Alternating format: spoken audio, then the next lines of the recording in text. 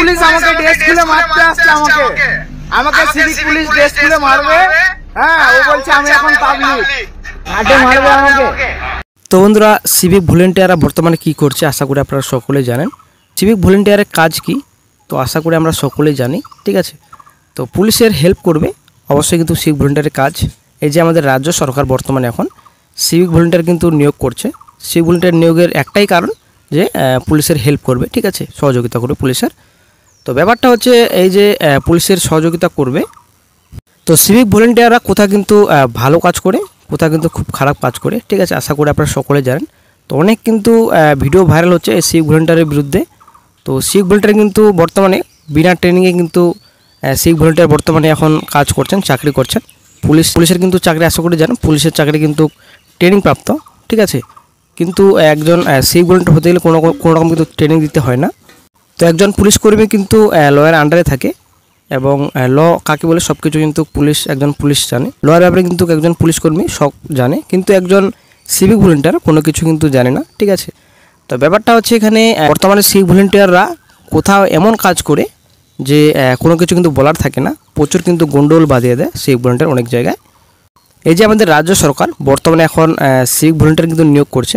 Civic volunteer নিয়োগের কিন্তু বিশেষ করে একটাই কারণ যে একজন পুলিশ কনস্টেবল যদি নেওয়া হয় তো পুলিশ কনস্টেবলের বেতন 25 থেকে 30-এর মতো, ঠিক আছে। একজন সিভিক ভলেন্টিয়ারের বেতন 8 থেকে 10-এর মতো, ঠিক আছে। তো অনেক টাকা কিন্তু সরকারে বেঁচে যায়, এখানে অনেক লাভ কিন্তু অনেক বেনিফিট এখানে সরকার পেয়ে থাকে।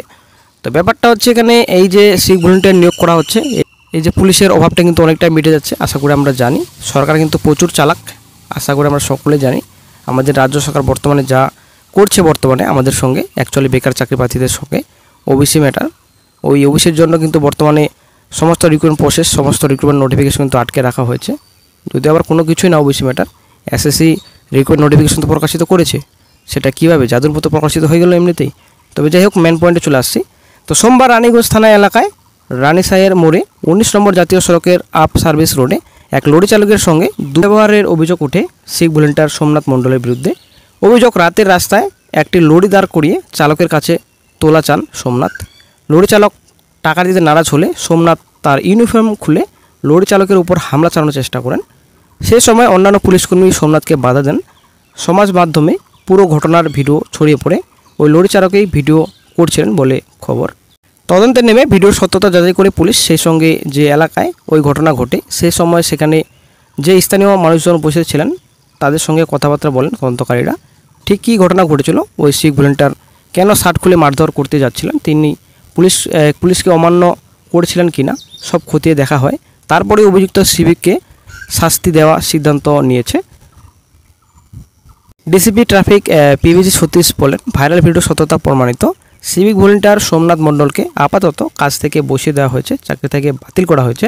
তার বিরুদ্ধে বিভাগীয় তদন্ত শুরু হয়েছে।